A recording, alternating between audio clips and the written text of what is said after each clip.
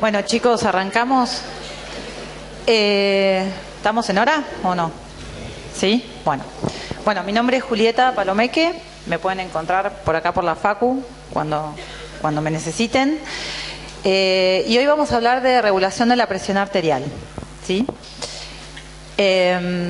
Bueno, para repasar algunos conceptos básicos, la presión es la fuerza sobre la superficie y es la fuerza que ejerce la sangre sobre las paredes vasculares. ¿Sí? ¿Por qué fue necesario medir la presión arterial? Porque la hipertensión arterial existe desde siempre, siempre existió. Y ya siglos antes de Cristo se conocía como la enfermedad del pulso duro y se la asociaba con un proceso del envejecimiento y se creía que era un mecanismo compensador al deterioro cardíaco que sufría el individuo con la vejez y que era un efecto compensatorio y bueno. Después, más tarde se empezó a ver que no era tan bueno y que entonces se empezaron a hacer sangrías o flebotomías como método para disminuir la presión arterial. Pero la presión arterial hay que medirla para saber si tiene hipertensión o no. Entonces, lo que nosotros vamos a ver es la presión arterial, que es un reflejo de la presión que hay en el árbol circulatorio. Sin embargo, si nosotros consideramos que la presión en el ventrículo izquierdo es pulsátil, ¿sí? ¿Por qué? Porque tiene una contracción, una eyección, en donde llega a un pico máximo durante la sístole y luego durante la diástole llega a un pico mínimo. Cuando la sangre es eyectada hacia la aorta, ¿sí? Ya esa presión empieza a disminuir considerablemente con respecto a la del ventrículo izquierdo y a medida que avanzamos por el árbol circulatorio, las presiones van variando, ¿sí? Entonces, lo que nosotros vamos a tener en cuenta es la presión arterial de las arterias, ¿sí?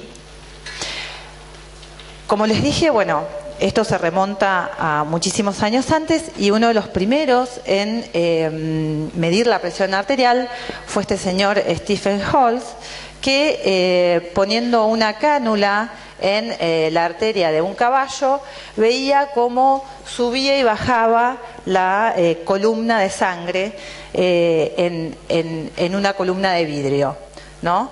Él pudo medir entonces que la presión arterial en este animal era de unos 67 centímetros de agua, a través de una medición completamente directa.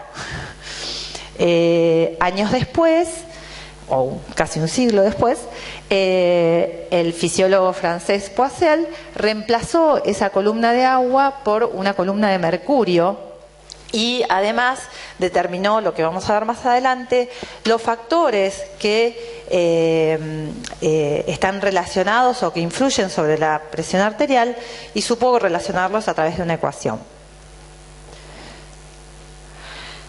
Las maneras directas modernas de medir la presión arterial es a través de un catéter que se pone en la arteria braquial y esto está conectado a un transductor que es como una membrana que va a un amplificador que convierte la señal de la membrana en una señal eléctrica y la podemos recolectar a través de un registro.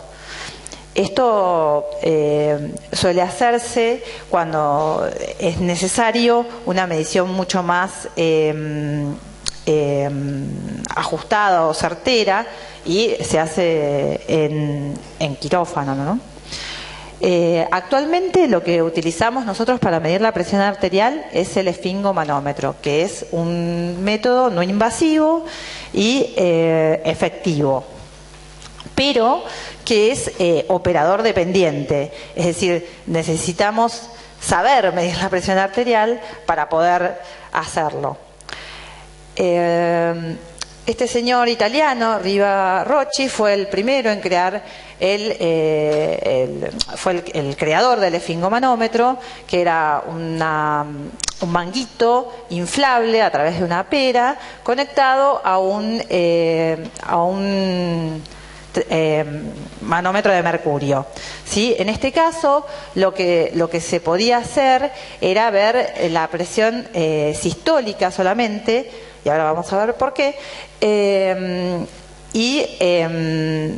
lo que se hacía era insuflar el manguito hasta que desaparecía el pulso y luego desinflarlo, y cuando volvía a aparecer era la presión sistólica.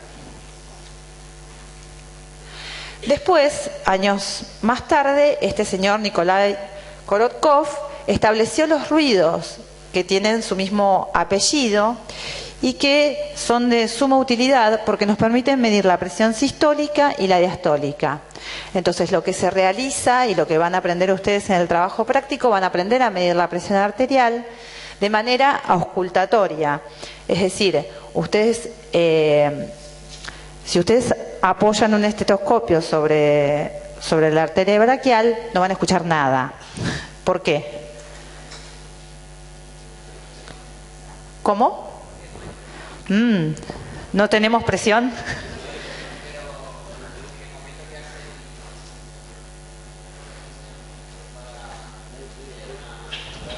No. ¿Otra opinión? ¿Cómo? ¿No corre sangre?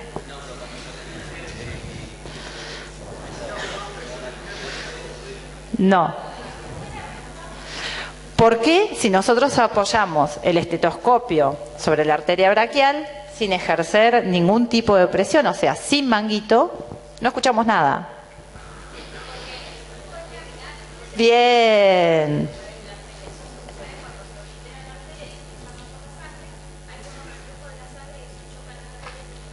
Muy bien, muy bien.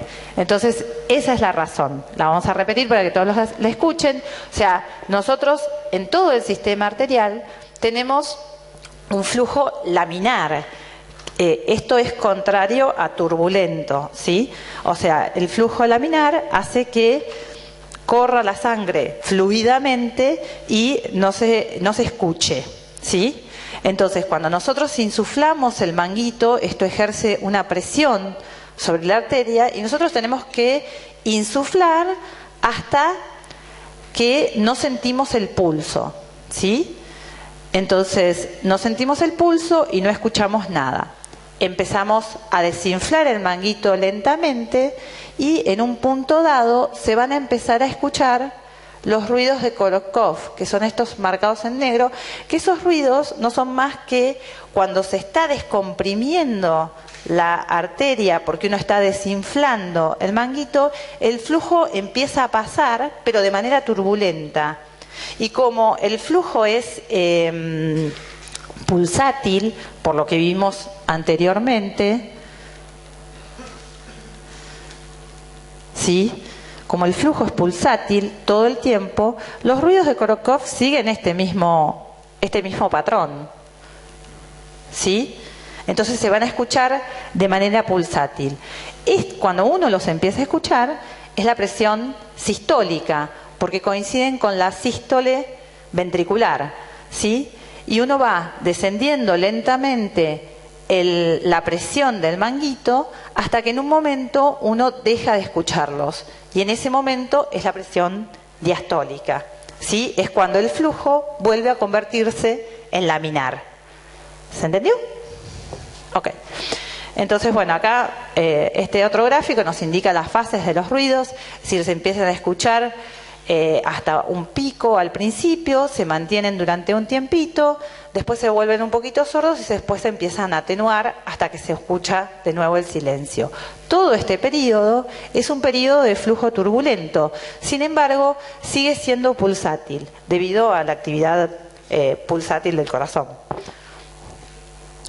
Si uno registra la onda de pulso, que eso también lo van a hacer en el trabajo práctico, ¿sí? La onda de pulso tiene esta forma, es decir, tiene una subida, ¿sí? Luego tiene este notch o esta resubidita, y esto se debe a que esta es la fase eyectiva, ¿sí?, del corazón, que llega a un máximo. Luego se cierran las válvulas semilunares, y pequeña subida es como un rebote que se produce cuando el corazón eyecta y se cierran las válvulas, vuelve a chocar contra la válvula, y entonces se produce esta pequeña subida, y luego baja lentamente hasta volver a su valor inicial. Si uno toma en cuenta la presión de pulso, uno puede establecer la presión sistólica, más o menos en aproximadamente 110 milímetros de mercurio en una persona sana, la presión diastólica, que va a ser el punto más bajo, y la presión arterial media. Fíjense que la presión arterial media no está en la mitad del área de la curva del registro. ¿Por qué?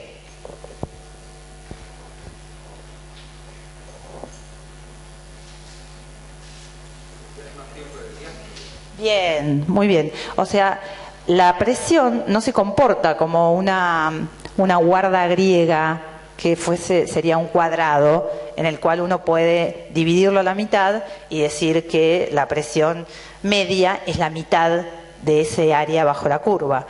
Entonces acá lo que nosotros tenemos que hacer es una cuenta para sacar la presión arterial media, que es la presión diastólica más 1/3 de la presión diferencial. Y la presión diferencial es la presión sistólica menos la presión diastólica. ¿Sí? Bueno, entonces si por ejemplo la presión arterial media en un individuo con estos valores que habíamos tenido será de 80 más la diferencial, que es 110 menos 80 dividido 3, y esto nos da 90. La presión arterial media es muy importante porque nos da, así como yo les había dicho al principio que nosotros tomamos la presión arterial y no, qué sé yo, la presión en las vénulas o en los capilares, la presión arterial media nos da una idea de cómo está haciendo la perfusión tisular.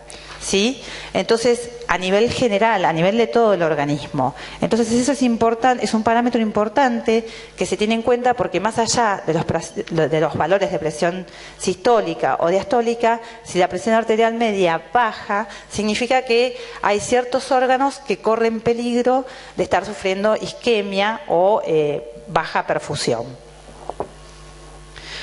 Bueno, por suerte ya nadie le tiene que meter ningún capilar a ninguna arteria de ningún ser humano, salvo, ya les dije, en situaciones críticas en donde se mide directamente, y se empezaron a usar hace tiempo los esfingomanómetros conectados a la columna de mercurio, como lo había hecho el italiano.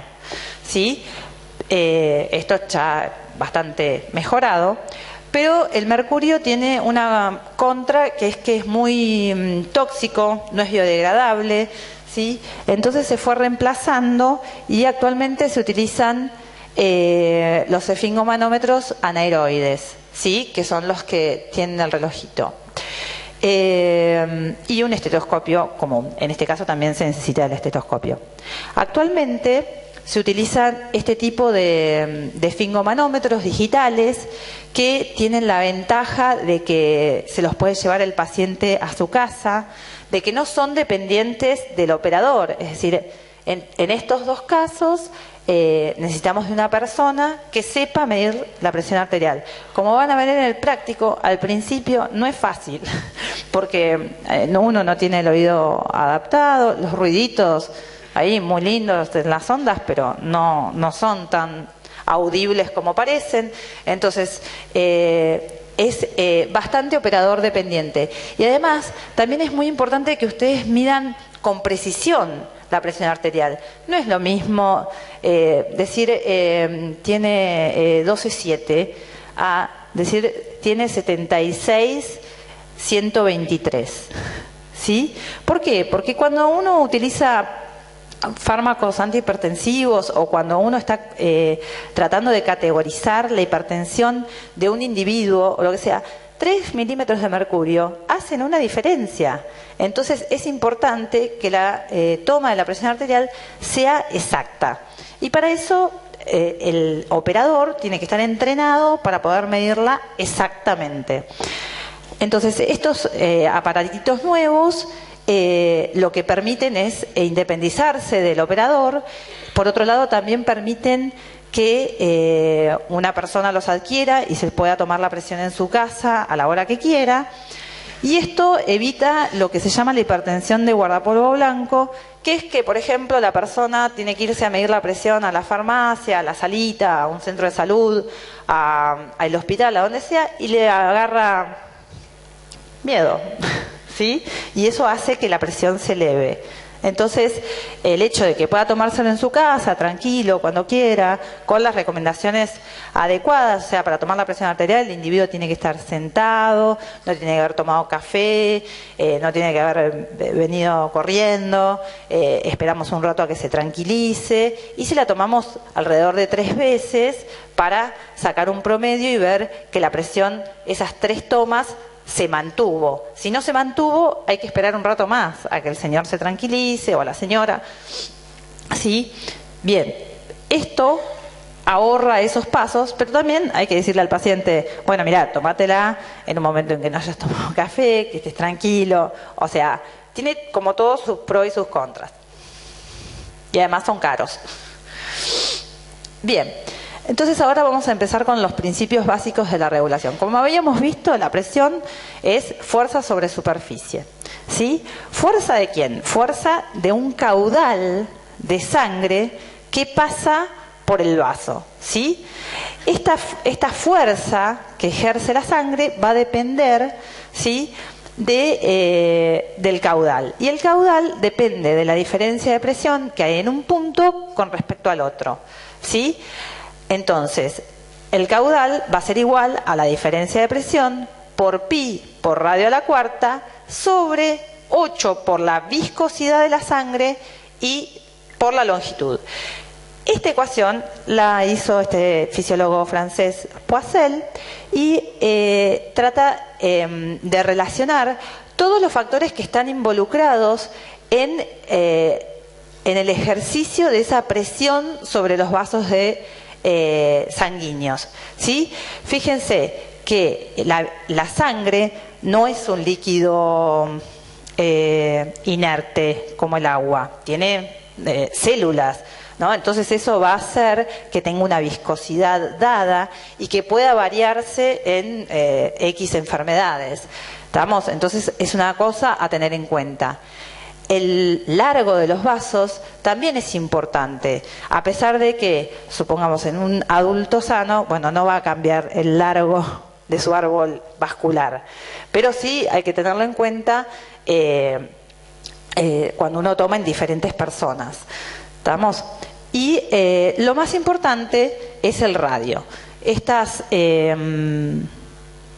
factores constantes, estas constantes como pi y 8, bueno, las determinó el señor Poiseuille, que eran importantes.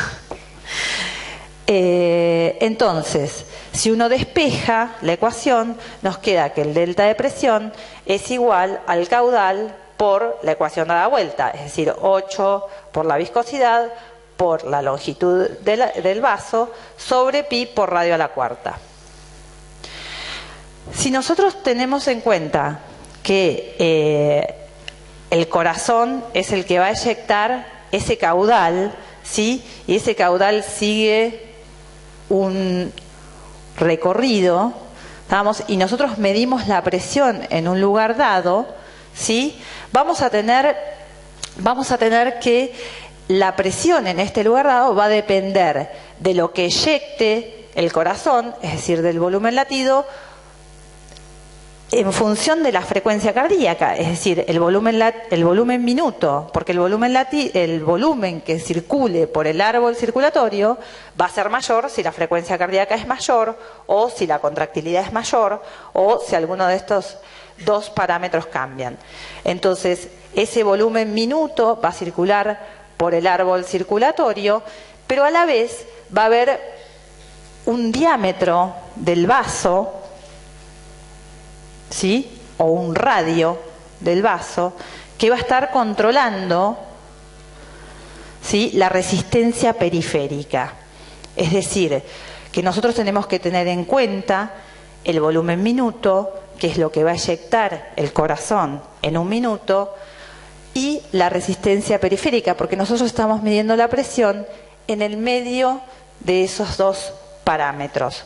Por lo tanto, la presión arterial va a ser igual al volumen minuto por la resistencia periférica. Chicos, por favor, el que no sepa esto no aprueba la materia, ¿sí?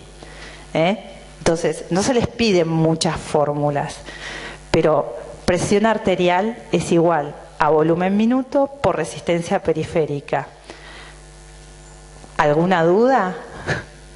¿Seguros? Bien, anótenla, ¿sí? Y esta sí se la tienen que saber de memoria. Presión arterial es igual a volumen minuto por resistencia periférica.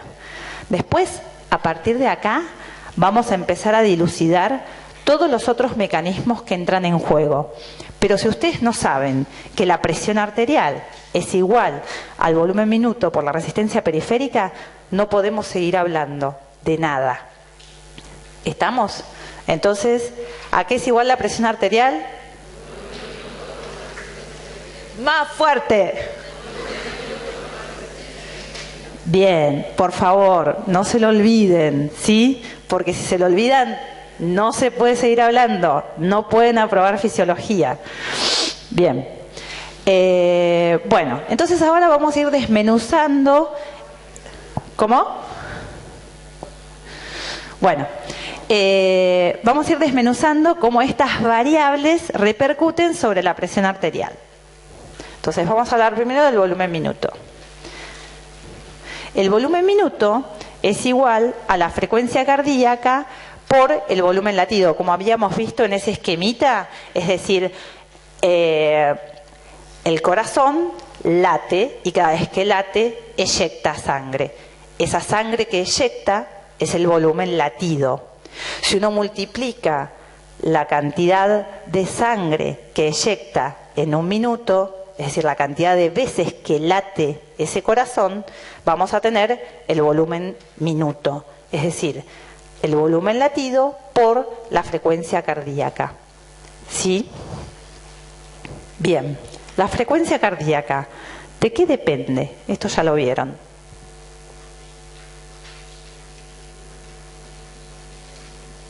Fuerte, fuerte. Muy bien, o sea, va a depender de la frecuencia de despolarización del nodo sinoauricular. Y eso, como ustedes saben, está regulado, ¿no es cierto? ¿Por qué está regulado? Muy bien, por el sistema nervioso autónomo. Bien, entonces la frecuencia cardíaca se va a modificar cuando varíe el automatismo del nodo sinusal, y el automatismo del nodo sinusal va a variar de acuerdo al tono simpático y parasimpático. ¿Estamos todos de acuerdo? ¿Sí? Bien. Continuemos. Entonces, para que no se olviden, la presión arterial es igual al volumen minuto por la resistencia periférica. Seguimos viendo el volumen minuto, vimos la frecuencia cardíaca y ahora vamos a ver el volumen latido. El volumen latido va a depender de la precarga, la poscarga y el inotropismo. Y acá nos detenemos un poquito, aunque esto lo van a volver a ver en clases, en el seminario que viene, ¿sí? Pero bueno, la precarga es la tensión diastólica final. ¿Qué significa esto? Es la tensión que tiene el ventrículo al final de la diástole, es decir, cuando ya recibió toda la sangre, es la tensión que ejerce ahí. Y esa tensión va a depender del retorno venoso. Y acá voy a volver un poco para atrás. Fíjense, entonces, precarga es lo que le llega. Acuérdense que, me olvidé de hacer una flechita, supongamos, este es el corazón, latiendo a una frecuencia dada y sigue este recorrido circulatorio. ¿Estamos? Entonces, precarga es lo que le llega, ¿sí? La precarga es la tensión al final de la diástole, es decir, cuando el corazón está lleno de toda la sangre que recibió durante la diástole. ¿sí? Durante la diástole se abren las válvulas auriculoventriculares y la sangre fluye de la aurícula hacia el ventrículo. Al final de la diástole, esa es la precarga. La precarga va a depender de lo que le llegue, ¿sí? Es decir, si lo que le llega a través de las venas cavas es más abundante o menos abundante, la precarga va a cambiar. ¿Se entiende? Bien. Por otro lado, habíamos dicho que también dependía de la poscarga. Y la poscarga es la tensión que tiene que tener el ventrículo justo antes de producir la sístole. Y es esa tensión que debe generar para superar la presión aórtica y que cuando se contraiga, eyecte. Porque si la presión del ventrículo cuando eyecta no supera la aórtica, no eyecta. ¿Estamos? Bien. Entonces, poscarga es dependiente del retorno venoso y es lo que tiene el corazón al fin de la diástole, todo el volumen que le llegó, ¿sí? Y poscarga es la fuerza que tiene que ejercer o la tensión que tiene que ejercer el corazón para vencer, ¿sí?, la presión aórtica y poder eyectar. O sea, que la poscarga va a depender de la presión arterial. Si uno aumenta la presión arterial, la precarga va a ser, la poscarga, perdón, va a ser mayor. ¿Se entiende por qué? Sí. Si yo aumento la presión arterial, supongamos porque achico acá este radio, ¿sí? Y entonces se me frena el flujo para seguir el recorrido, me va a aumentar la presión arterial, ¿sí? Si me aumenta la presión arterial, me aumenta la poscarga, es decir, yo debo ejercer más fuerza para poder vencer la presión aórtica y de esta manera que el corazón eyecte. ¿Se entendió? ¿Seguros? Sí. No, en la aorta. No, perdón. La precarga es lo que le llega, ¿sí? Lo que le llega, la definición es la tensión que tiene el ventrículo al final de la diástole, ¿sí? Y va a depender de la cantidad de sangre que le llegue, ¿sí? Si, por ejemplo, nosotros tenemos una hemorragia y perdemos sangre, ¿cómo va a ser esa precarga? Menor, ¿sí? Si tomamos mucha agua, ¿cómo va a ser esa precarga? Mayor, ¿sí? ¿Está? Entonces la precarga va a depender en cierto grado de la volemia o de la cantidad de sangre que tengamos dando vueltas, ¿sí? Porque va a ser la sangre que reciba el ventrículo y lo que se va a distender al final de la diástole. La poscarga va a depender de la presión arterial, porque es la tensión que tiene que generar el ventrículo para poder expulsar la sangre durante la sístole. Sí. Sí, sí. Sí, hay las definiciones, hay muchas, ¿sí? Yo lo que estoy tratando es que las entiendan, ¿sí? Bueno, ¿estamos con lo que es precarga y poscarga? Bien. ¿Y la presión arterial es igual a qué? Bien.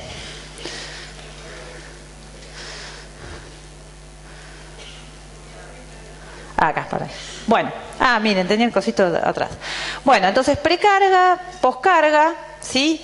E inotropismo. ¿Qué es el inotropismo? Fuerte. Bien, la contractilidad, ¿sí? La contractilidad o fuerza contráctil. La contractilidad, o sea, lo que se contrae el corazón, va a depender del calcio, ¿sí? Y de la sensibilidad de las proteínas contráctiles, es decir, del sarcómero, troponina, tropomiosina, actina, de las proteínas del sarcómero, ¿sí? Al calcio. Es decir, el calcio es siempre fundamental. Si no hay calcio, no hay contracción. Porque a veces ustedes dicen, bueno, cuando hay calcio aumenta la contracción. No, no es cuando hay calcio, siempre hay calcio. Si no hay calcio, no hay contracción. ¿Estamos? Ahora, el calcio en el citosol puede aumentar o disminuir de acuerdo a estimulaciones simpáticas y parasimpáticas u otras intervenciones, ¿sí? Pero calcio hay siempre, siempre hay calcio porque si no, no se contrae.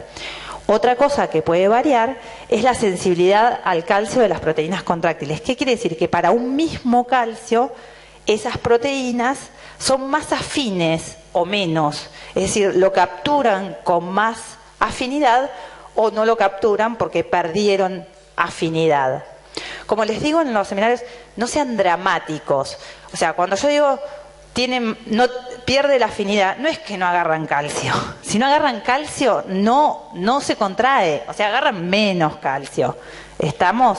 Entonces, hay situaciones, sí. En las células miocárdicas. ¿Sí? Por ahora estamos hablando del volumen minuto, que es el volumen minuto, es frecuencia cardíaca por volumen latido. Entonces el volumen latido del corazón va a depender de estas cosas. ¿Estamos? ¿Sí? Bien. Está claro, ¿no? Todavía estamos hablando de miocardio. ¿Sí? Luisito, ¿sí? Bueno. Entonces, ¿esto quedó claro? El calcio en el citosol puede variar, para más o para menos, pero siempre tiene que haber. Si hay más, habrá mayor contractilidad, si hay menos, habrá menor contractilidad. ¿Sí? Si hay más calcio, ¿cómo va a ser el volumen minuto? Mayor, o sea, se va a contraer más fuerte y va a eyectar más sangre, aunque se contraiga a la misma velocidad. ¿Está? ¿Sí? Bien, ahora, hay situaciones, por ejemplo, el pH suele modificar la afinidad. ¿Qué es el pH? ¿Cómo? Fuerte y claro, pues yo soy sorda. Esa es la concentración de protones, ¿sí? Es la acidez o la alcalinidad que pueda tener la sangre. También lo van a ver más adelante. Pero bueno, les doy un ejemplo. Por ejemplo, el pH puede modular la sensibilidad de las proteínas contráctiles al calcio. Por ejemplo, en una situación de alcalosis celular, ¿sí? Las proteínas son más afín al calcio. Y en una situación de acidosis al revés, ¿sí? Bien. Entonces, el volumen latido va a depender de la precarga, la poscarga y el inotropismo o contractilidad. ¿A qué es igual presión arterial? Muy bien. Vamos a hablar entonces ahora de la resistencia periférica. Ahora nos vamos del corazón, ¿sí?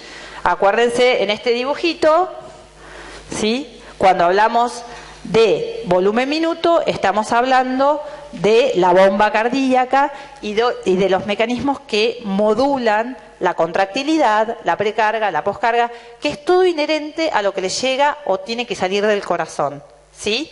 Ahora vamos a hablar de la resistencia periférica y cómo se modula la resistencia periférica, que también ejerce un rol importantísimo sobre la presión arterial, porque presión arterial es igual a volumen minuto por resistencia periférica. Bien, entonces, si nosotros vemos el árbol vascular, vemos que cuando sale la sangre de la aorta tiene una presión de 100 milímetros de mercurio y a medida que se va ramificando va perdiendo presión hasta llegar a la aurícula derecha con 5 milímetros de mercurio.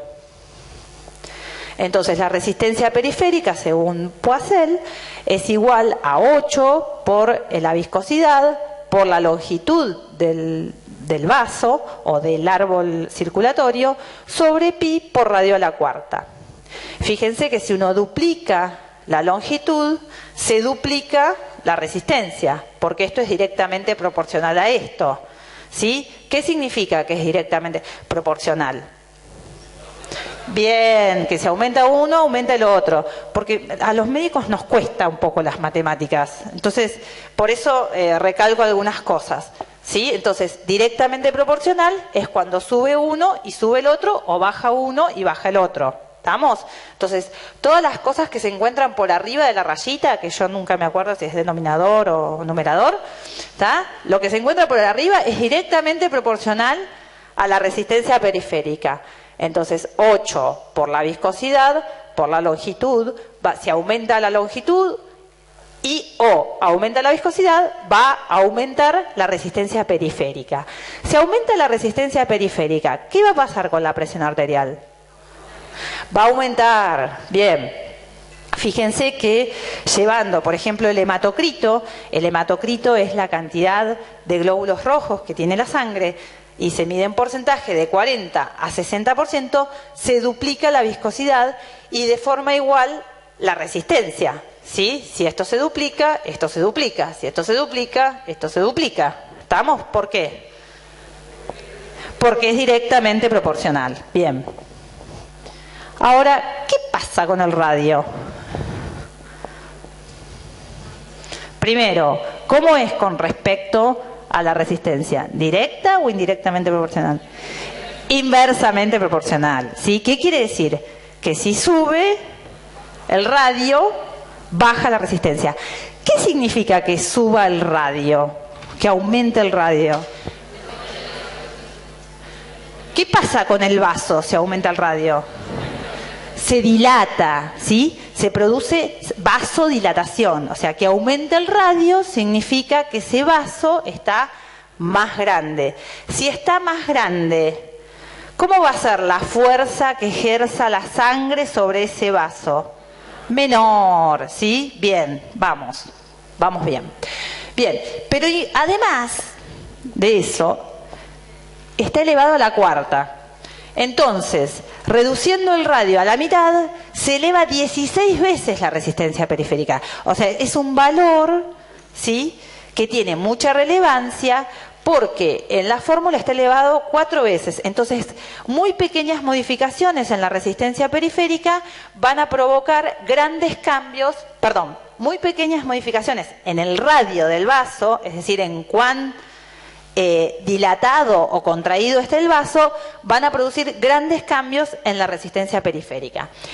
Ese es uno de los motivos por los cuales el radio del vaso es uno de los factores más importantes en determinar la resistencia periférica.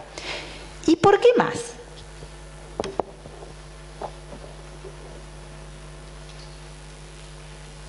¿Por qué más? Yo digo que es el radio el más importante y no la viscosidad o la longitud.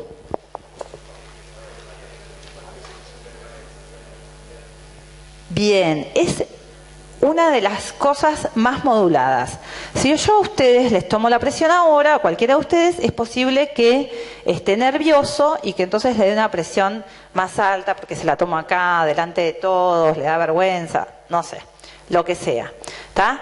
Ahora, si los dejo acá un ratito adelante, los siento, se tranquilizan, todo bien, qué sé yo, les va a bajar, porque se les va a bajar el estrés y entonces van a tener menos catecolaminas dando vueltas y probablemente la presión se les normalice. Ahora, desde que yo los paso adelante, los siento y qué sé yo, y toman confianza y se tranquilizan, y que cambia la longitud de los vasos, no. ¿Y la viscosidad de la sangre? Tampoco, ¿sí? Entonces, el radio de los vasos es el factor más modulado, ¿sí? Porque además, casi todas las sustancias que tenemos dando vueltas por el organismo tiene efectos vasoactivos. ¿Qué quiere decir que tiene efectos vasoactivos?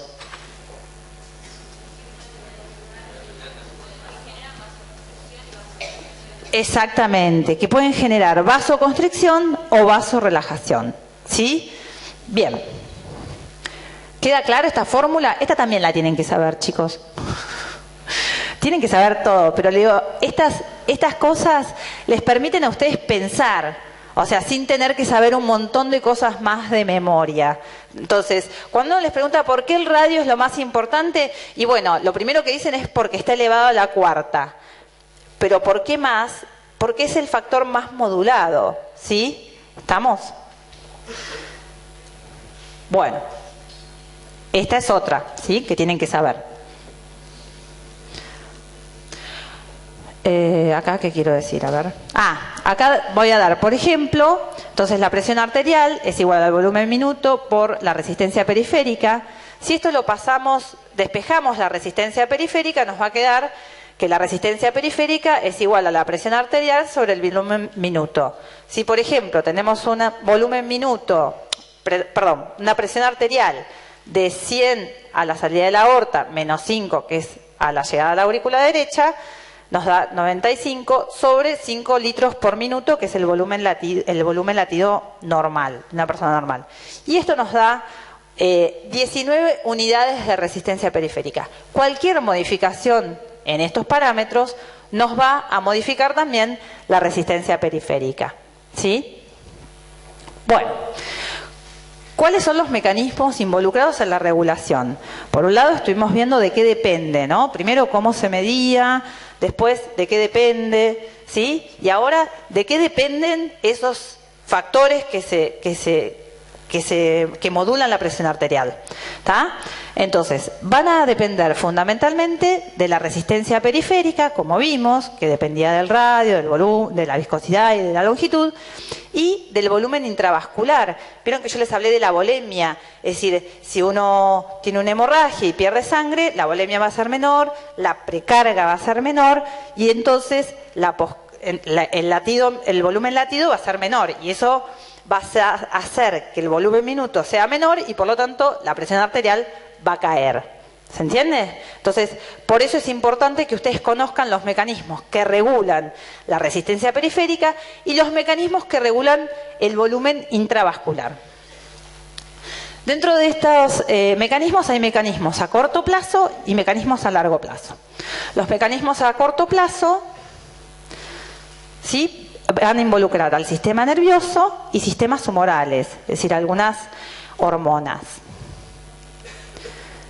Bien, el sistema nervioso está compuesto por el cerebro, el cerebelo, el bulbo raquídeo, ¿sí?, la médula espinal, etc. Nosotros vamos a tener aferentes simpáticos y parasimpáticos, es decir, vías que van hacia el sistema nervioso central y vías que salen, ¿sí? Las vías que van, que son las aferentes, son las que van a llevar información al sistema nervioso. Y las vías que salen, que son las eferentes, ¿sí?, son las que van a producir el efecto, ¿sí? A esto le tenemos que agregar, acá anterior, un receptor, ¿sí?, es decir, un receptor que va a informar a través de una vía nerviosa. Después viene la vía nerviosa que va a generar el efecto, y lo que nos falta es un efector en esta vía, ¿sí? Entonces, cualquier arco nervioso va a estar compuesto por un receptor, una vía aferente y un efector. Va a haber estímulos de los centros superiores que van a controlar esto, o sea, esto no es solamente un arco reflejo, sino que también hay centros superiores que controlan la presión arterial. Entonces, fíjense que dentro de los eferentes, es decir, de las vías que salen, el efector va a ser o el músculo liso, va a ser el músculo liso en este caso porque estamos hablando de la resistencia periférica. Entonces, las vías eferentes parasimpáticas utilizan como neurotransmisor principal al de acetilcolina, van a actuar sobre receptores muscarínicos y van a generar relajación del músculo liso vascular. Si se produce relajación del músculo liso vascular, ¿qué pasa con el radio? Aumenta, bien, o sea, se vasodilata, ¿sí? Si se vasodilata, ¿qué se va a producir con la presión arterial? Va a bajar, ¿estamos? Bien. Por otro lado, si tenemos eferentes simpáticos, el principal neurotransmisor es la noradrenalina, y acá puede actuar sobre receptores beta o receptores alfa. Si actúa sobre receptores beta, va a producir relajación, y si actúa sobre receptores alfa, va a producir contracción. Ahora más adelante vamos a hablar un poquito más de lo que es la contracción y relajación del músculo liso. Receptores de acetilcolina hay muchos, ¿sí? Pero en general los receptores que están en los vasos producen relajación. Sin embargo, los receptores de noradrenalina, que son receptores, hay receptores alfa 1, alfa 2, beta 1, beta 2, beta 3, o sea, hay muchos receptores y cada uno de esos receptores va a producir un efecto diferente. Esto es importante que lo tengan en cuenta porque, por ejemplo, hay tejidos que tienen mayor densidad de unos receptores que de otros. Entonces, el efecto cuando se liberen catecolaminas, que son la adrenalina y la noradrenalina, van a diferir de acuerdo a el receptor donde actúen. Es decir, cuando se libera noradrenalina, puede ser que en ciertos tejidos se produzca vasoconstricción y que en ciertos tejidos se produzca vasodilatación. ¿Sí? Bueno, entonces el sistema de monitoreo, los receptores, ¿vieron esa vía que les dije que primero estaba el receptor, de ahí salían las vías aferentes y después salían las vías eferentes y tenían que actuar sobre un efector? Los receptores pueden ser varoreceptores de alta presión y de baja presión. Los de alta presión están en la aorta, en el bulbo carotidio, en el riñón, y los de baja presión están en la aurícula izquierda y también en el ventrículo izquierdo y en las venas pulmonares. Después hay quimioreceptores que van a detectar el oxígeno y el dióxido de carbono en forma de presión de oxígeno y presión de dióxido de carbono y el pH de la sangre, porque el dióxido de carbono, como van a ver más adelante, está directamente vinculado con el pH sanguíneo. Y también hay osmoreceptores, es decir, receptores de osmolaridad. ¿Qué es la osmolaridad? Fuerte. Bien, la concentración de partículas osmóticamente activas, es decir, que ejercen presión osmótica, ¿sí?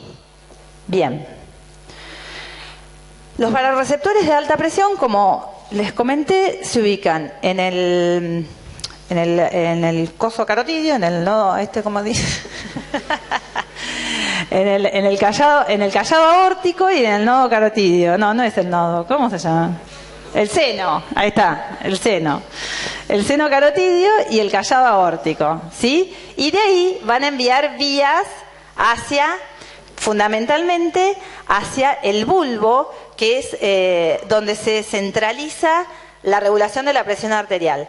Estos varoreceptores van a enviar fundamentalmente al núcleo del tracto solitario, ¿sí? Y fíjense que si uno eleva la presión bruscamente de 0 a 125, que es la raya roja, ¿sí? Se produce una despolarización rápida que luego se mantiene en el tiempo, ¿sí? Entonces, al principio, la frecuencia de descarga de estas vías aferentes que salen de los varoreceptores va a ser muy alta y luego se van a ir espaciando con el tiempo hasta que la presión se normalice, ¿sí? Si nosotros hacemos una elevación de 0 a 75 milímetros de mercurio, como es la línea violeta, vemos que la despolarización es menor y también la frecuencia de descarga es menor. Entonces, ¿qué es lo que sucede en el núcleo del tracto solitario para regular esta presión arterial? Entonces, acá tenemos los receptores, que son los varoreceptores de alta presión, los del callado aórtico, y el seno carotidio, ¿sí? Vamos a tener las vías aferentes que van hacia el núcleo del tracto solitario en el bulbo, con estas frecuencias de descarga, de acuerdo, es decir, ¿qué tienen estos receptores? ¿Son receptores de qué? ¿Alguien sabe? No. ¿Pero de presión de qué? ¿Qué sensan de la presión? Sí, ¿qué quiere decir eso?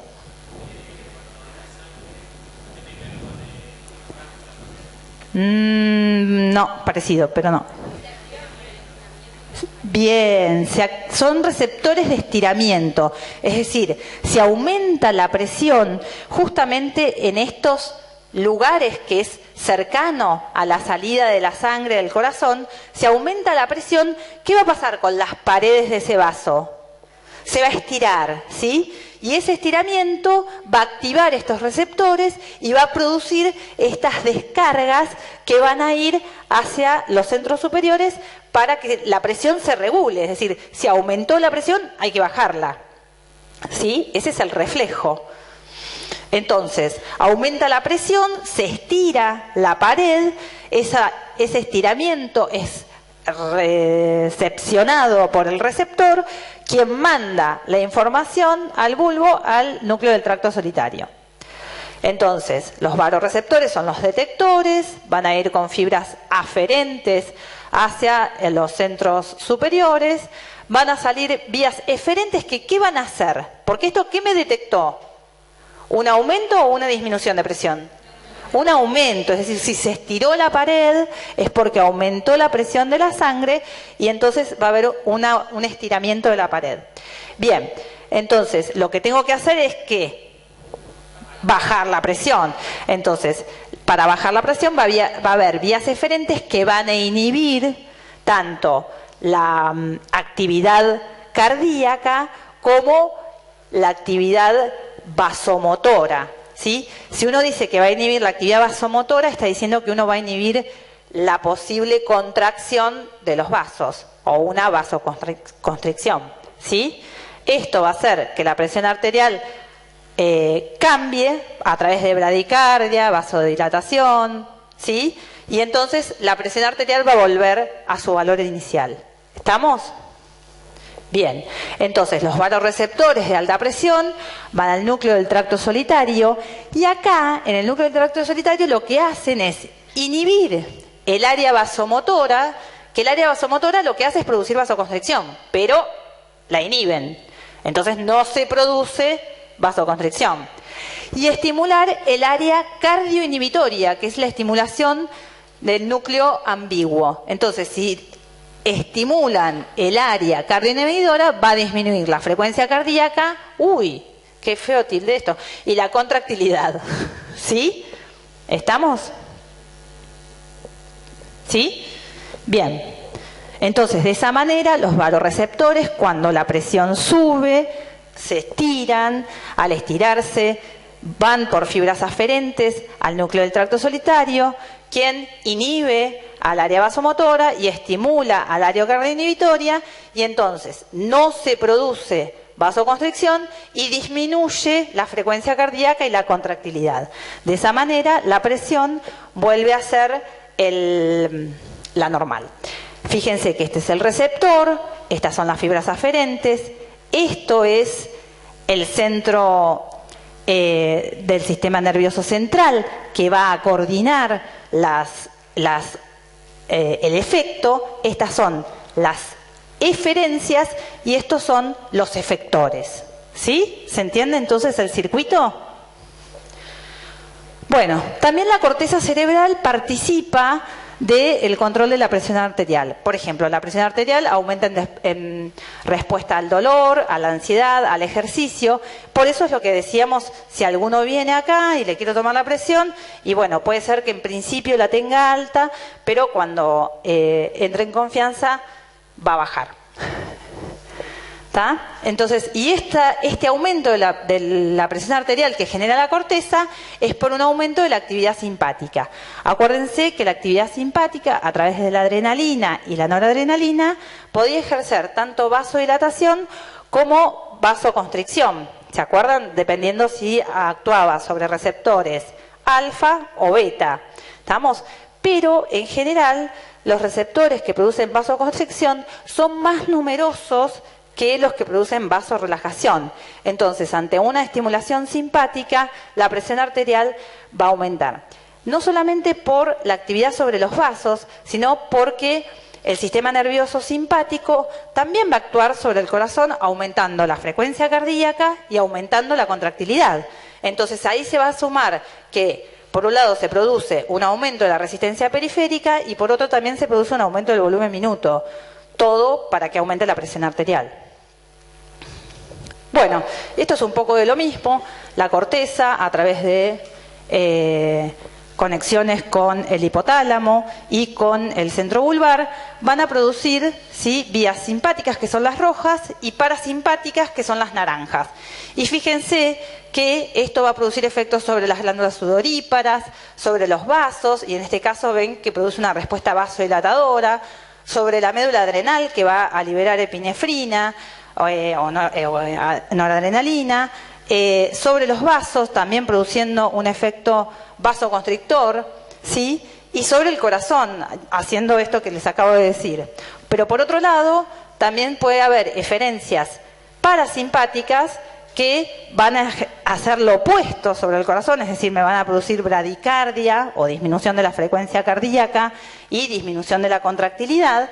Y sobre los vasos también van a producir vasodilatación, ¿tá? Y también glándulas salivales. Bueno, el hipotálamo tiene, por un lado, los núcleos que producen una excitación de neuronas simpáticas, ¿sí? Que son los núcleos posterior, dorsomedial, ventromedial, zaraza. No, todos estos, pero fíjense que hay un sector del hipotálamo que produce la excitación de neuronas simpáticas excitadoras. Y sin embargo, hay otro sector del hipotálamo que produce la inhibición simpática, ¿sí? Entonces, de acuerdo a cuáles de estos núcleos uno esté estimulando, ¿sí? Se va a producir, si yo estimulo neuronas simpáticas, me aumenta la presión arterial. Y si yo las inhibo, me va a disminuir la presión arterial. Entonces, el concepto general es que el sistema nervioso simpático, al activarse, va a aumentar la presión arterial, y si se inhibe, va a disminuir la presión arterial. Y si se activa el parasimpático, disminuye, ¿sí? Ese es el concepto general. Igual tienen que saber por qué, ¿no es cierto? Acuérdense que después de cada pregunta que les hace un profesor, viene por qué. O sea, cualquier cosa que ustedes digan, antes de decirla, piensen por qué pasa eso o por qué eso es así, porque les van a preguntar por qué. Bueno, acá tenemos más ejemplos de cómo funcionan los vasoreceptores de baja presión, ¿sí? Van hacia el núcleo del tracto solitario y estimulan eferencias vagales e inhiben las eferencias simpáticas, ¿sí? Entonces, esto va a tener un efecto sobre el corazón, sobre los vasos y sobre el riñón. Eso lo vamos a ver en un ratito. Cuando combinamos los de alta presión con los de baja presión, acuérdense que también hay vasoreceptores de baja presión. Los vasoreceptores de baja presión están fundamentalmente en la aurícula derecha y en la vena cava, cuando llega la vena cava superior y la inferior a la aurícula. Estos receptores de baja presión tienen más importancia en la regulación a largo plazo, como vamos a ver ahora más adelante, pero fíjense que hacen básicamente lo mismo. También estimulan a través de aferencias vagales, ¿sí? Van a estimular eferencias vagales y van a inhibir los efectos simpáticos. Es decir, siempre lo que detectan es un aumento de la presión, porque son receptores, mecanorreceptores, receptores de estiramiento. Bueno, entonces la presión arterial es igual al volumen minuto por la resistencia periférica, en donde va a haber estímulos simpáticos y parasimpáticos. Los estímulos simpáticos van a producir a través de la acetilcolina y sus receptores muscarínicos la relajación del músculo liso, que va a ser el efector, y también la disminución del volumen minuto, cuyo efector va a ser el corazón. Por otro lado, el simpático genera noradrenalina y va a actuar a través de receptores beta o alfa. Se actúa a través de receptores alfa, que son la mayoría de los que hay en el sistema vascular, van a producir contracción del músculo liso y además van a aumentar el volumen minuto cardíaco. ¿Sí? ¿Estamos? Bueno. ¿Qué quiero decir acá? Bien. Contracción del músculo liso. ¿Sí? Esto me parece que lo vieron un poquito en la clase pasada, pero vamos a refrescarlo porque es diferente a la contracción del músculo esquelético, tanto esquelético como cardíaco, del músculo estriado. ¿Sí? En este caso lo que se produce es a través del estiramiento de sustancias endógenas como la angiotensina, la endotelina, de hormonas vasoactivas o de neurotransmisores, se produce el ingreso de calcio, ¿sí? O se puede generar una cascada intracelular de segundos mensajeros, que generalmente es cuando las moléculas se unen a una proteína de tipo G, en este caso de tipo GQ. Las proteínas de tipo GQ lo que hacen es activar una fosfolipasa C. Esta fosfolipasa C va a escindir fosfolípidos de membrana que van a producir diacilglicerol e IP3, inositol trifosfato.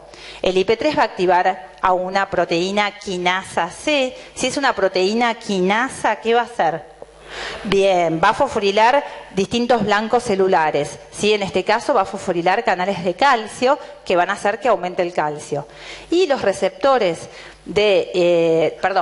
el inositol trifosfato se va a unir a receptores específicos para inositol trifosfato. Se llaman receptores de IP3.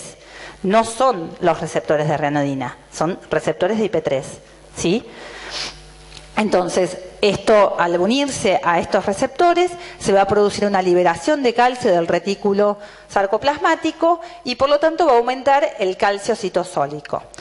El calcio citosólico, al aumentar, se une a la calmodulina y la calmodulina, el complejo calcio-calmodulina, va a activar la quinasa de la cadena ligera de la miosina. Y esto va a ser quinasa, ¿qué va a hacer? Fosforilar, va a fosforilar la miosina y la miosina fosforilada se une a la actina.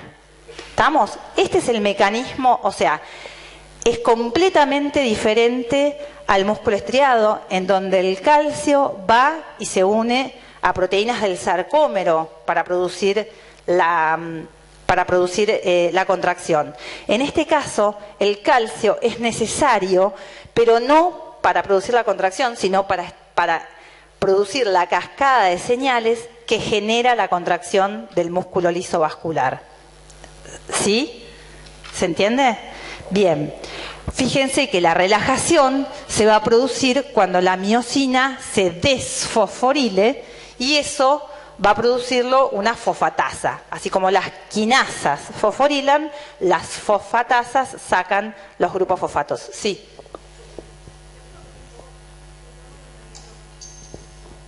¿Está muy alto? No sé, ¿me escuchan así? No, bueno. No sé cómo se regula el volumen. Bueno, voy a tratar de hablar más despacito. A ver si me cuesta bastante, pero bueno. Bueno, fíjense que en esta cascada de señales, si nosotros estimuláramos con un receptor beta adrenérgico, los receptores beta adrenérgicos son del tipo de proteína GS. ¿Qué hacen las proteínas GS? ¿Estimulan qué? Bien, estimulan la adenilatoxiclasa. ¿La adenilatoxiclasa qué hace?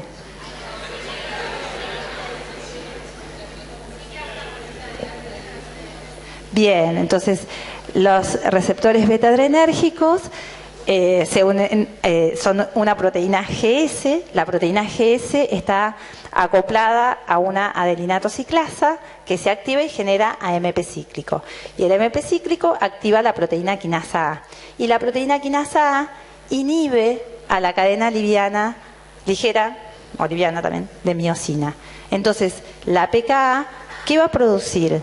La estimulación beta adrenérgica sobre los vasos. Relajación, ¿sí?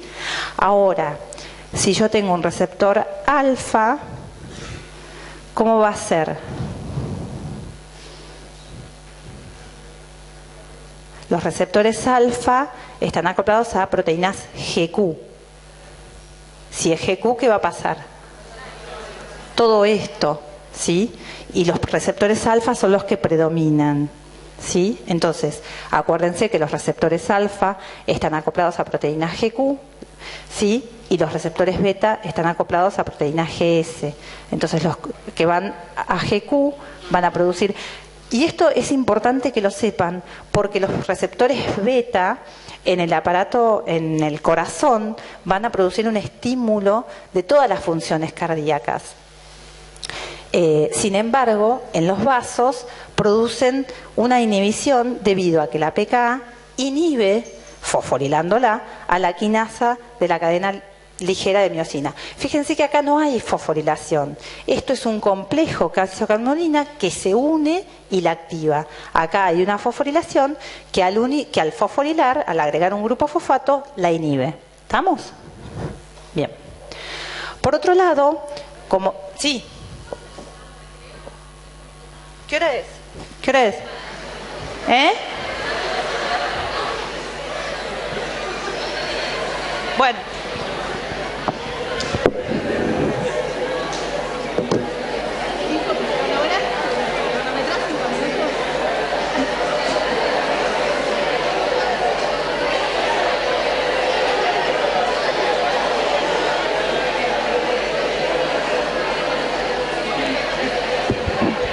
Estoy cronometrando los 5 minutos, ¿eh?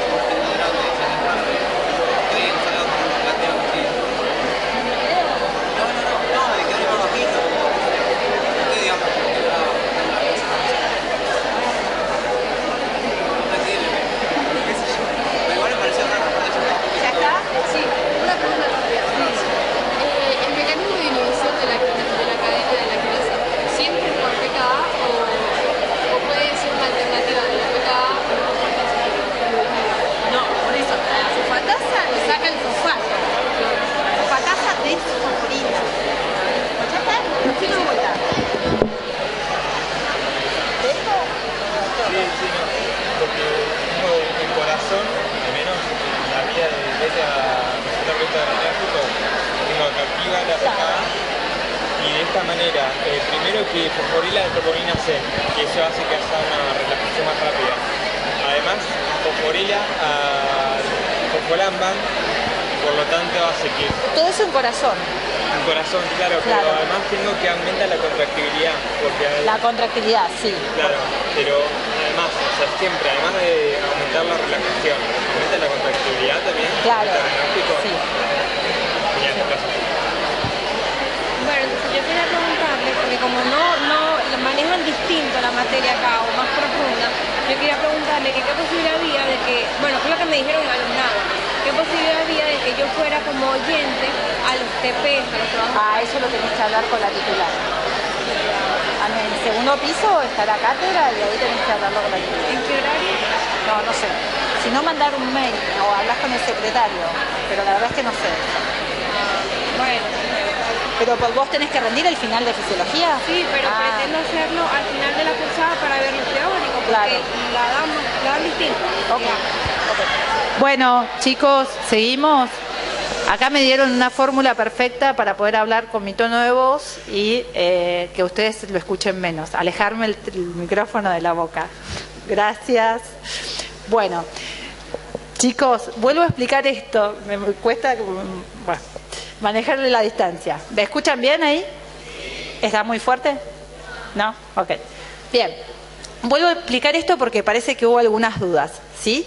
Entonces, para que se produzca la contracción del músculo liso se necesita calcio, ¿sí? El calcio no se va a unir a las proteínas contráctiles. El calcio lo que va a producir es un complejo con la calmodulina y eso va a activar, por unión del complejo calcio-calmodulina a la quinasa de la cadena ligera de miosina, va a activar a la quinasa. ¿La quinasa qué hace? Fosforila a la miosina y la miosina fosforilada es capaz de unirse a la actina y de esta manera producir la contracción. Si ustedes ya vieron o verán la contracción en el músculo estriado, el calcio se tiene que unir a las proteínas contráctiles para producir el desplazamiento de los puentes cruzados y de esa manera producir la contracción. Acá no. Acá lo que se tiene que activar es la miosina. ¿Cómo se activa? Por fosforilación. ¿Quién la fosforila? La quinasa de la cadena ligera de miosina. ¿Cómo se produce la relajación? Por una fosfatasa que le quita este fosfato y entonces ya no puede unirse a la actina. Respecto de la estimulación adrenérgica, suele ser confuso porque produce vasoconstricción o vasorelajación. Eso va a depender del receptor al cual se acople la noradrenalina, ¿sí? Si se acopla a un receptor beta, los receptores beta son una proteína GS. La proteína GS lo que hace es tiene tres subunidades. Las proteínas G tienen tres subunidades, alfa, beta y gamma. En este caso, la subunidad alfa se trasloca por la membrana y activa una adenilato ciclasa. La adenilato ciclasa va a producir AMP cíclico y ese AMP cíclico va a activar a una proteína quinasa A. La proteína quinasa A en el músculo liso, ¿sí?, fosforila a la quinasa de la cadena liviana de miosina y la inhibe. En el músculo cardíaco, la PKA fosforila, fosfolamban, los canales de renodina, los canales de calcio, la troponina C, fosforila todas otras proteínas que lo que hacen es aumentar la contractilidad, la relajación y la frecuencia de descarga. ¿Sí? ¿Está claro? ¿Está claro para todos? Bien. Por otro lado, la noradrenalina, si se une a receptores alfa, el receptor alfa es una proteína de tipo GQ. ¿Sí? Chicos, proteínas G hay tres: GQ, GS y GI. La G, les acabo de decir lo que hace. La GQ hace esto, ¿sí? Es una proteína GQ que también tiene tres subunidades, alfa, beta y gamma. La subunidad alfa activa una fosfolipasa C y entonces en este caso dice angiotensina, endoterina, pero también podría ser noradrenalina y esto ser un receptor alfa. Entonces el receptor alfa, ¿sí?, lo que va a producir es vasoconstricción porque realiza toda esta cadena de eventos. ¿Estamos? ¿Y la proteína GI qué hace? ¿Inhibe qué?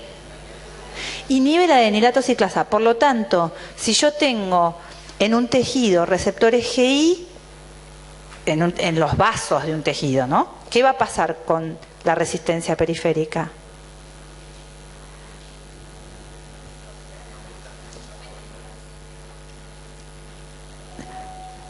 No se produce, es decir, no se produce esto, entonces se va a contraer, ¿sí? ¿Se entiende? Porque la GI hace que no se produzca AMP cíclico ni se active pKa. Entonces, es probable que si hay un aumento de calcio por otras sustancias, suceda esta cascada de señales y entonces se active la quinasa de la cadena ligera de miosina. ¿Estamos? ¿Sí? Entonces, tienen que tener en cuenta que los efectos adrenérgicos dependen del receptor. ¿Sí? Si es alfa, beta, si es alfa 1, alfa 2, beta 1, beta 2, beta 3, o sea, van a depender del receptor. Y el efecto final va a depender de la densidad de receptores que haya en un tejido dado. ¿Sí? Cuando vean, no sé, ejercicio, van a ver que en general los receptores del músculo, ¿sí? Son GI. Entonces producen vasodilatación. No, perdón, son beta. Entonces producen vasodilatación, porque durante el ejercicio nosotros necesitamos que el músculo esté más irrigado, ¿sí? Y que por el contrario, durante el ejercicio se produce vasoconstricción de todo lo que es el lecho mesentérico, es decir, todo lo que es el tracto gastrointestinal, urinario, etcétera. O sea, todo lo que no se necesita para salir corriendo del león, ¿sí? Es lo que se pone en actividad durante el estrés. O sea, el ejercicio es una situación de estrés fisiológico. También estrés es cuando tenemos fiebre, cuando estamos enfermos, ¿sí? O sea, se activan todos mecanismos para proteger órganos vitales y para defendernos de esa agresión, ¿sí? En esa agresión podemos estar un par de días sin comer, entonces no es necesario que el sistema digestivo esté completamente activo. ¿Estamos? Bueno, ¿sigo? ¿Alguna duda? ¿Seguros? Bueno, vamos que falta poquito. Bueno, como también otra forma de relajación del músculo liso vascular es por el óxido nítrico. Ustedes creo que tuvieron una clase de endotelio la clase pasada, y bueno, el endotelio es lo que genera el óxido nítrico. El óxido nítrico es un gas, ¿sí?, que difunde a través de la membrana y se une a una guanilato ciclasa soluble, porque hay receptores de óxido nítrico de membrana, pero no es el caso del vaso. Entonces el óxido nítrico se une a una guanilato ciclasa que produce GMP cíclico. El GMP cíclico activa una PKG y esta PKG lo que hace es activar canales de potasio. Si activa canales de potasio, ¿qué va a pasar con el potencial de membrana? Se hiperpolariza. Entonces las probabilidades de que se abran canales voltaje dependientes de calcio va a ser como menor. Entonces las posibilidades de que entre calcio van a ser menor y las posibilidades de que se produzca una contracción también va a ser menor. De esta manera se produce el efecto vasodilatador del óxido nítrico, ¿sí? También el óxido nítrico, a través de la PKG, estimula canales de potasio calcio dependientes, ¿sí? Estos son voltaje dependientes de ATP y estos son dependientes de calcio, pero en todos los casos va a producir una relajación del músculo liso. Esto siempre y cuando esté el endotelio intacto, porque el endotelio, ¿cuándo libera óxido nítrico?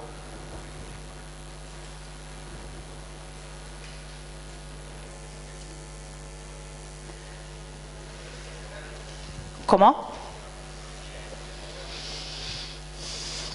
Sí, ahí sí es el shear stress, que es eso, el flujo que pasa, pero también cuando se estimula por acetilcolina. Si uno estimula al endotelio con acetilcolina, el endotelio va a liberar óxido nítrico, ese óxido nítrico va a difundir a la célula del músculo liso y el músculo liso se va a relajar. Si yo, por ejemplo, tengo dañado el endotelio, que es lo que sucede con, por ejemplo, en la arteriosclerosis, ¿sí?, la acetilcolina se va a pegar directamente a receptores del músculo liso y me va a producir vasoconstricción. Entonces, el efecto de la acetilcolina que produce vasodilatación es dependiente de la integridad del endotelio. Si el endotelio está dañado, en vez de producir vasodilatación, va a producir vasoconstricción. Y la manera que tiene la acetilcolina de producir vasodilatación es a través de la liberación de óxido nítrico desde el endotelio hacia el músculo liso vascular. ¿Estamos? Bien. Bueno, resumiendo, entonces la presión arterial va a depender del volumen minuto y la resistencia periférica, porque presión arterial es igual a... Bien. Entonces, el volumen minuto va a depender del volumen sistólico y de la frecuencia cardíaca. Esto, el volumen sistólico va a depender de la poscarga, que la poscarga, acuérdense, es lo que llegaba al corazón, es decir, va a depender del volumen de la cavidad.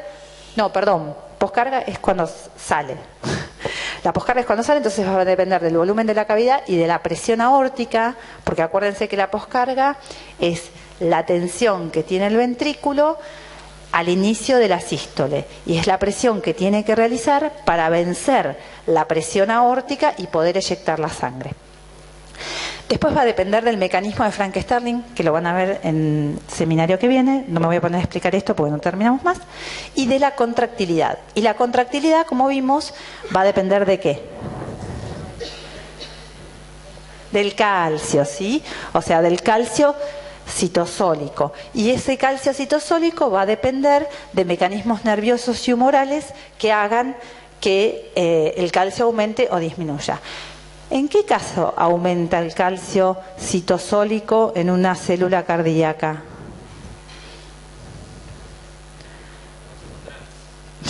Sí. A ver. Pero ¿qué factores, o sea, qué factores humorales o nerviosos a ustedes les parece que hace aumentar el calcio citosólico? La adrenalina, bien, ¿por qué? Lo acabo de explicar dando la contrapartida en el músculo liso.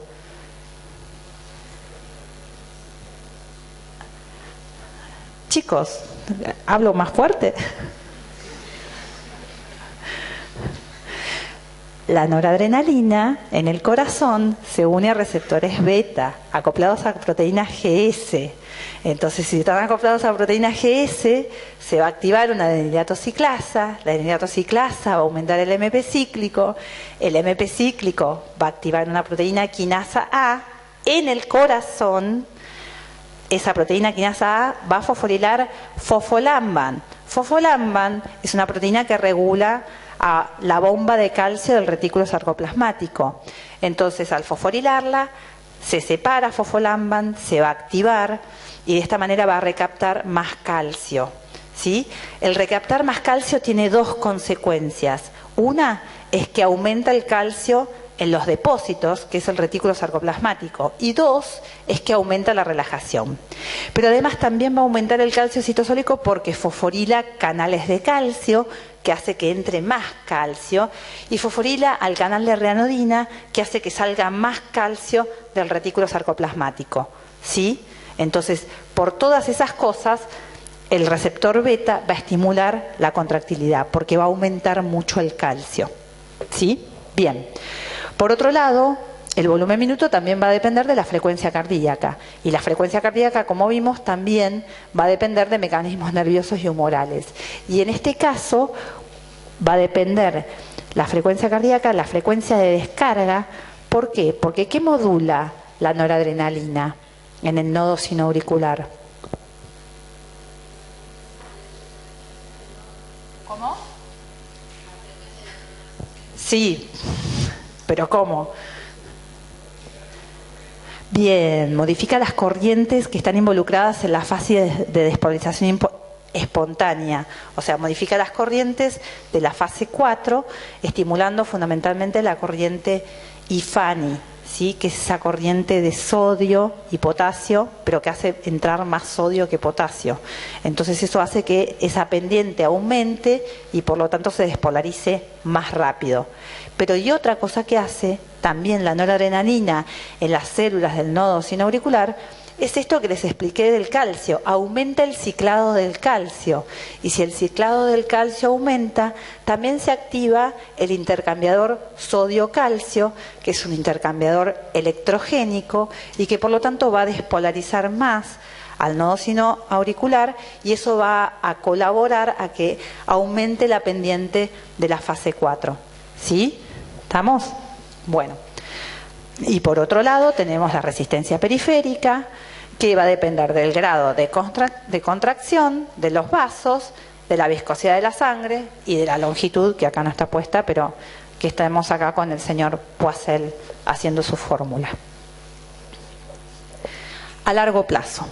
A largo plazo, lo más importante es la regulación del volumen intravascular, es decir, de la volemia. ¿Sí?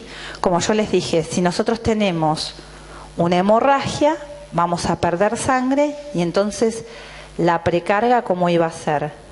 Menor. Y si la precarga es menor, el volumen latido, ¿cómo va a ser? Menor. Y si el volumen latido es menor, el volumen minuto, ¿cómo va a ser? Menor. Y entonces la presión arterial, menor. ¿Sí? Bien. Lo opuesto pasa cuando el volumen intravascular aumenta. ¿Y cuándo aumenta? Cuando tenemos retención de líquidos, cuando comemos mucha sal, cuando etcétera. ¿Sí? Entonces esto tiene que estar finamente regulado.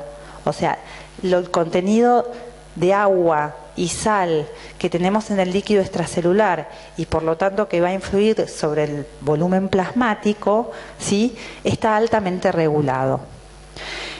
En esto participan fundamentalmente, como les había dicho al principio, los varoreceptores de baja presión, que están ubicados, bueno, todos estos, ¿no? Pero los más importantes son los que están en la aurícula izquierda y en la llegada de la vena cava superior y de la vena cava inferior. ¿Sí?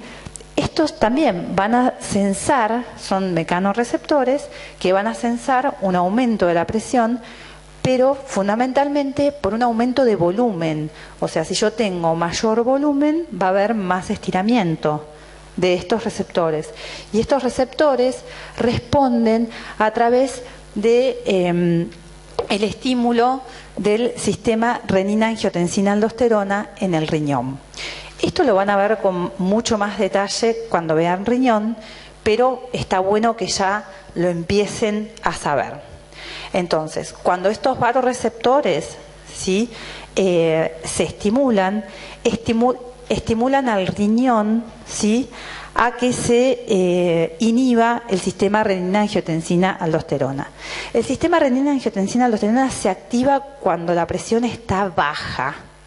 Es decir, si baja la presión, el filtrado que hay en los riñones es menor y entonces cuando pasa por los túbulos de los nefrones del riñón, se detecta que hay menos sodio circulante. Cuando esto lo detecta, que lo detecta la mácula densa, que son unas células especializadas, este es el glomérulo renal y esta es el túbulo contorneado distal que pasa por acá, y en este sectorcito hay un área especializada en donde están las células de la mácula densa, que son las que detectan el sodio que pasa, el sodio del filtrado, ¿sí? O sea, de lo que va a ser la orina después. Entonces, cuando detectan poco sodio, significa que se filtró poco porque no hay presión para filtrar, ¿sí? Entonces, se genera renina por las células mismas de la mácula densa, o las células extraglomerulares, perdón. Al liberarse renina, la renina va a producir angiotensina 1, después la enzima convertidora de angiotensina 1 va a producir angiotensina 2, y la angiotensina 2 se une a un receptor GQ. Entonces el receptor GQ va a hacer que se produzca una vasoconstricción, ¿sí? Y va a aumentar la presión arterial. Entonces esta es la manera que tiene el riñón, una de las maneras que tiene el riñón de controlar la presión arterial. Entonces, por un lado, los vasoreceptores de baja presión porque es un efecto más prolongado, no solamente porque la presión sea baja. Los de alta presión es como que se estira y hacen ese bucle o ese circuito nervioso que enseguida la acomoda. En cambio, los de alta presión se producen cuando uno tiene un aumento o una disminución del volumen sanguíneo. Cuando vean hipertensión, van a ver que la hipertensión puede ser por un aumento de la presión de la resistencia periférica o por un aumento del volumen, ¿sí? Bueno, entonces, seguimos con esto. Bueno, esto es lo que les expliqué. Se produce la liberación de renina, la generación de angiotensina 1, angiotensina 2, y la angiotensina 2, por un lado, va a producir también aldosterona, que la aldosterona lo que hace es estimular la recaptación de sodio. Acuérdense que todo esto se estimulaba cuando la presión es baja. O sea, la presión es baja, se filtra menos, se sensa menos y por lo tanto se ponen en marcha mecanismos que lo que tienden a hacer es aumentar la presión. Entonces, la aldosterona lo que hace es aumentar la reabsorción de sodio y al aumentar la reabsorción de sodio acarrea agua y entonces eso va a tender a aumentar la volemia y de esa manera aumentar la presión. ¿Estamos? A su vez la angiotensina también, produce la contracción de las células musculares y la reabsorción de líquido. Bueno, entonces los sistemas humorales van a ser, por un lado, la glándula suprarrenal que va a liberar adrenalina y noradrenalina, ¿sí? Entonces las catecolaminas suprarrenales, la serotonina, que es otro neurotransmisor que produce un aumento de la presión arterial, ¿sí? Y después, esto es la hipófisis, ¿sí? La hipófisis es una glándula que tenemos que tiene múltiples efectos endocrinos, pero en este caso lo que se va a estimular son lo que llamamos los osmoreceptores. ¿Se acuerda que habíamos hablado de osmoreceptores en un principio? Entonces los osmoreceptores detectan variaciones de la osmolaridad, ¿sí? La osmolaridad puede subir o bajar y en general no tiene que ver, por ejemplo, si yo tengo una hemorragia, la osmolaridad de mi sangre, ¿cómo va a estar?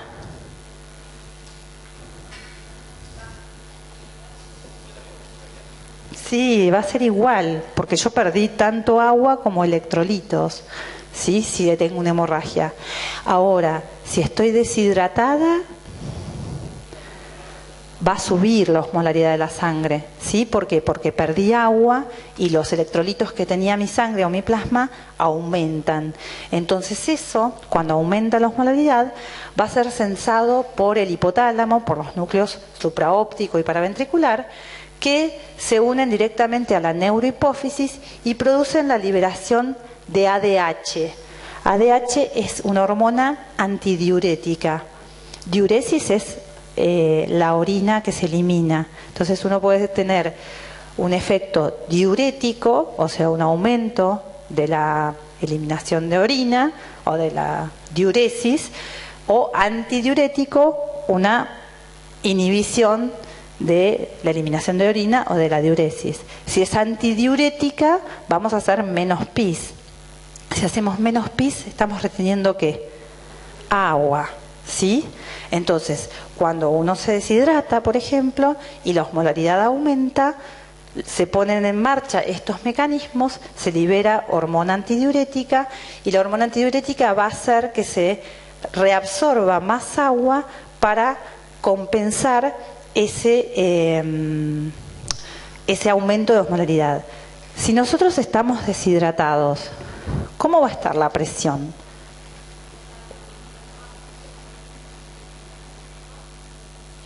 A ver si se ponen de acuerdo. Baja, porque va a disminuir el volumen, el caudal, ¿sí? O sea, con la hemorragia baja porque disminuye todo, también disminuye el caudal, pero ahí no hay variaciones de la osmolaridad. Si uno se deshidrata, disminuye el caudal con variación de la osmolaridad, ¿sí? Bueno, entonces la antidiurética o vasopresina, porque además la antidiurética tiene dos receptores, B1 y B2. Hay uno que produce la antidiuresis en el riñón y hay otro que produce vasoconstracción, ¿sí? Y después están los péptidos natriuréticos, que son péptidos que producen, si yo les digo Na, ¿qué es Na? Sodio, bien. Natriurético, ¿qué sería? Que se elimina por orina, ¿sí? Uno podría decir natriurético o antinatriurético, ¿sí? O sea, que se fomenta la liberación de sodio por orina, natriurético o no. Y en este caso tenemos tres péptidos, que uno es el atrial, otro es el cerebral, el brain, y este no me acuerdo. Bueno, otro más, ¿sí? Entonces, fíjense que el atrial está muy vinculado con los vasoreceptores de baja presión, ¿sí? Cuando esos receptores reciben una gran cantidad de volumen, ¿sí? Liberan péptido natriurético atrial, entonces se estimula la pérdida de sodio y el sodio arrastra agua. Entonces, de esa manera baja la volemia por diuresis, ¿sí? Es decir, por eliminarlo por orina, y vuelve la presión a su normalidad. ¿Estamos? Bueno. ¿Para qué es importante saber todo esto que les expliqué hoy? Para determinar cuando estos valores se alteran y diagnosticar una hipertensión arterial, ¿sí? Entonces, los valores actuales que utiliza la Argentina de presión arterial son estos, que los van a tener en el trabajo práctico que van a hacer ahora, así que los van a tener ahí. Pero bueno, esto es importante justamente porque la presión arterial es un alto factor de riesgo cardiovascular, ¿sí? Fíjense que dentro de los factores de riesgo cardiovascular tenemos la herencia, o sea, si nosotros tenemos familia hipertensa, es muy probable que seamos hipertensos y eso no lo vamos a poder modificar porque está en nuestros genes. Ser varón también es un factor no modificable y la edad, es decir, cuanto más grandes, mayor probabilidad tenemos de tener hipertensión. Y esto es porque las arterias con la edad van perdiendo elasticidad. Igual, no necesariamente vamos a tener hipertensión como creían nuestros antepasados antes de Cristo, ¿sí? Bien. Y después hay, para el factor de riesgo cardiovascular, hay modificaciones, hay factores modificables. Uno de ellos es la hipertensión arterial. Y después otra tanda de factores que, bueno, están muy relacionadas con la vida actual, como la hipercolesterolemia, el tabaquismo, la obesidad, la intolerancia a la glucosa, la diabetes, la hipertrofia ventricular izquierda, el estrés, y podría seguir la lista, ¿sí? Pero bueno, convengamos que la hipertensión arterial se puede controlar y se puede modificar tanto con medidas dietético-sanitarias o con fármacos de acuerdo al grado de presión arterial que uno tenga, de hipertensión arterial, ¿sí? Entonces es importante esto. Fíjense que, bueno, que dentro de las principales causas de muerte están las cardiovasculares, esto es en ambos sexos, ¿sí? En la Argentina también. Y acá les presento un caso clínico y ya terminamos, ¿sí? Tenemos a Juan Sergio, que es masculino, de 50 años, y el motivo de su consulta es control.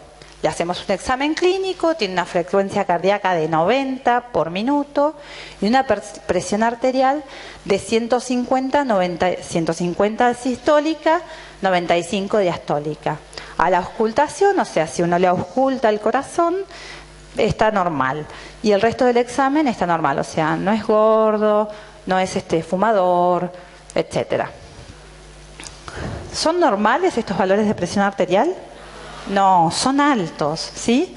Pero bueno, el señor es un señor que se lo ve normal, sin obesidad, no fuma, no toma. Es la primera vez que viene a hacerse un control después de mucho tiempo, tiene 50 años y dijo, bueno, me voy a hacer un control. Entonces, ¿qué hacemos? Se lo volvemos a tomar, ¿sí? A los 10 minutos se vuelve a registrar presión arterial y frecuencia cardíaca, la frecuencia pasa a ser 70 por minuto en vez de 90 y la presión arterial 120/80. ¿Qué le pasó a este señor? Estaba nervioso. Esto se llama hipertensión de guardapolvo blanco, ¿sí? Chau.